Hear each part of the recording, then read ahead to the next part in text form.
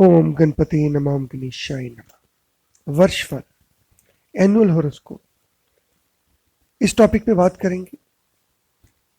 इस सीरीज के अंदर कुछ वीडियोस रहेंगे जिनमें कोशिश होगी कि आपको वर्षफल कॉन्सेप्ट पूरी तरह समझ आ जाए। क्या होता है वर्षफल, क्यों देखना चाहिए। जैसे ही किसी का बर्थडे आता है उसके अंदर एक बड़ा इंटरेस्ट आता है कि आने वाला साल मेरे लिए कैसा रहेगा, क्या चेंजेस लाएगा। कब कब फर्क पड़ता है, जब आपकी दशा चेंज होती है तब आपका इंटरेस्ट रहता है।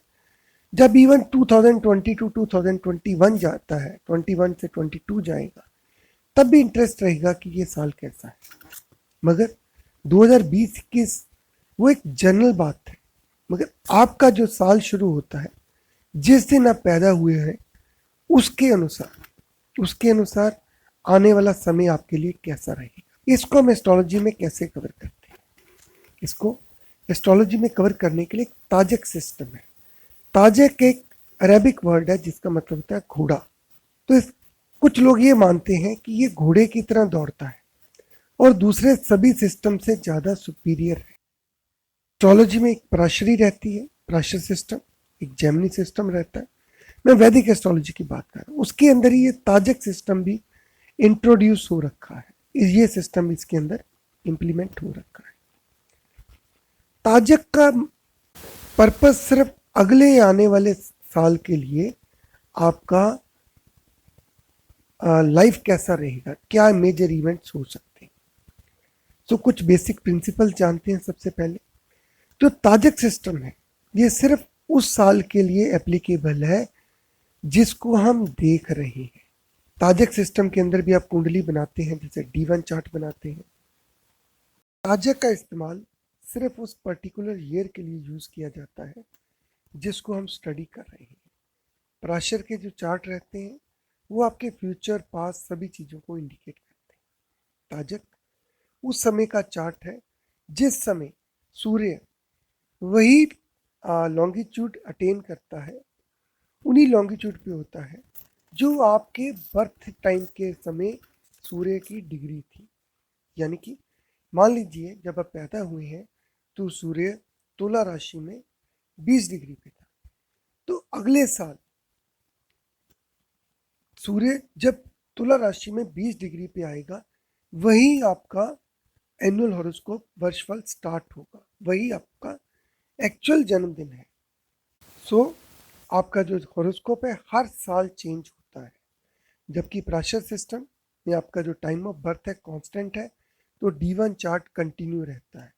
मगर ताजक का जो एनुअल हॉरोस्कोप है हर साल उसका चार्ट चेंज होता है। दूसरा इशू, ये आपके बर्थ चार्ट का सबॉर्डिनेट है। बर्थ चार्ट वो आपकी कर्मास के बेस पे है, लिमिटेशंस क्या कर्मा ने आपके लिए बनाई है, और उसी के अनुसार आपकी लाइफ के इवेंट कंट्रोल होते हैं। तो कर्म का फल तो आपको भुगतना है, आप उससे निकल नहीं सकते। अगर कोई इवेंट आपके बर्थ चार्ट में प्रॉमिस्ड है तो ही वो वर्षफल के अंदर इम्प्लीमेंट हो सकता है, वो आपको मिल सकता है। अगर कोई इवेंट आपके बर्थ चार्ट के अंदर एप्लीकेबल नहीं है तो वो वर्षफल में आपको नहीं मिले। जैसे कि किसी के बर्थ चार्ट के अंदर शादी या बच्चे नहीं हैं और एनुअल हॉरोस्कोप के अंदर इंडिकेशन आ रही है, तो ये मानिए कि एनुअल हॉरोस्कोप बर्थ चार्ट के अधीन काम करता है। तीसरा, यहाँ पे आस्पेक्ट्स रहते हैं। आस्पेक्ट यानी कि प्राशर सिस्टम से जो आस्पेक्ट है वो और ताजक सिस्टम की दोनों के अंदर फर्क है। फर्क कैसे है? सबसे पहले हम बात करते हैं मित्र दृष्टि की, फ्रेंडली एस्पेक्ट। तीसरे, पांचवें, नौवें और 11वें जब प्लेनेट एक दूसरे से होते हैं तो उनको फ्रेंडली बोला जाता है, मित्र दृष्टि में बोला जाता है। ये आपको बेनिफिट एस्पेक्ट देते हैं, शुभ रहते हैं। इनके अंदर भी दो पार्ट आते हैं, एक वेरी फ्रेंडली और एक सीक्रेट फ्रेंडली या सेमी फ्रेंडली। वेरी फ्रेंडली को प्रत्यक्ष मित्र कहा जाता है। जब कोई प्लैनेट्स एक दूसरे से 5-9 पोजीशन पे होते हैं, यानी कि एक प्लेनेट 1 से 5 है तो ऑटोमेटिक दूसरा 9 आ जाता है। तो ये वेरी फ्रेंडली है, ये पब्लिक के सामने भी आपको सपोर्ट करेंगे। जैसे मान लीजिए आपके कुछ दोस्त होते हैं जो पब्लिकली आपको सपोर्ट करते हैं, तो उसी तरीके से आपके बर्थ चार्ट के अंदर जो आपका 5-9 पोजीशन पे है तो पब्लिकली आपको सपोर्ट करेंगे। और उसके बाद कुछ रहते हैं सेमी और सीक्रेट फ्रेंडली, जो कि गुप्त रूप से आपकी मदद करते हैं। जब कोई प्लेनेट 3-11 पोजीशन पे एक दूसरे से होते हैं तो वो आपको गुप्त रूप से मदद करते हैं। इन सभी चीज़ों को आगे हम एग्जाम्पल से कवर करेंगे। उसके बाद आता है होस्टाइल एस्पेक्ट, शत्रु दृष्टि। जब प्लैनेट्स एक दूसरे से 1, 4, 7, 10 पोजीशन पे होते हैं, यानी कि केंद्र में होते हैं, तो वो एक दूसरे के दुश्मन होते हैं। इसके अंदर प्रत्यक्ष शत्रु कौन से होते हैं? जो प्लैनेट एक दूसरे से 1, 7 पोजीशन पे होते हैं, वो एक दूसरे के प्रत्यक्ष दुश्मन है। और जब कोई प्लैनेट एक दूसरे के 1, 4 पोजीशन में आए, 4, 10 पोजीशन में आए, तो वो गुप्त शत्रु होते हैं, वो पीछे से वार करते हैं। ये एस्पेक्ट आपके जेमिनी सिस्टम से या प्राशर सिस्टम से डिफरेंट है। ये एस्पेक्ट सिस्टम सिर्फ ताजिक पे अप्लाई होते हैं। तीसरा आता है समदृष्टि, न्यूट्रल एस्पेक्ट। जब कोई प्लैनेट एक दूसरे से 2, 12 या 6, 8 पोजीशन पे हो तो वो न्यूट्रल हो जाते हैं, उनसे आपस में कोई लेना देना नहीं बचता है।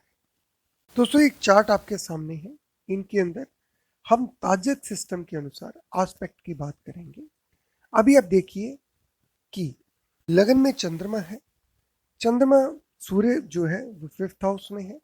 सो सूर्य और चंद्रमा एक दूसरे पंचम नवम में है। पंचम नवम में होने से ये आपके प्रत्यक्ष मित्र हैं, एक दूसरे को प्रत्यक्ष रूप से सपोर्ट करते हैं। मून और मार्स इनका 3-11 का रिलेशन है। सो ये अप्रत्यक्ष रूप यानी कि गुप्त रूप से एक दूसरे की मदद करते हैं। शत्रु ग्रहों की बात करें तो बुध और शुक्र जो कि चंद्रमा से 1/4 यानी कि केंद्र में पड़ते हैं, इनका रिलेशन 1/4 का बैठता है। और मरकरी वीनस का मून के साथ 4-10 का रिलेशन बैठता है। सो इस हिसाब से ये एक दूसरे के गुप्त शत्रु है। इसी चार्ट में अब देखिए राहु से 1/7 पे जुपिटर और केतु है। सो ये एक दूसरे के ओपन एनिमीज है। राहु, जुपिटर और केतु का दे आर ओपन एनिमीज। और न्यूट्रल प्लैनेट्स कौन से हैं? अगर आप देखें, सैटर्न जो है 2nd हाउस में है मून के साथ, तो ये न्यूट्रल है। शनि जो है चंद्रमा को नुकसान नहीं करेगा। राहु 12th हाउस में है, ये भी चंद्रमा को बर्थ चार्ट के अनुसार, ताजिक के प्रिंसिपल के अनुसार नुकसान नहीं करेगा।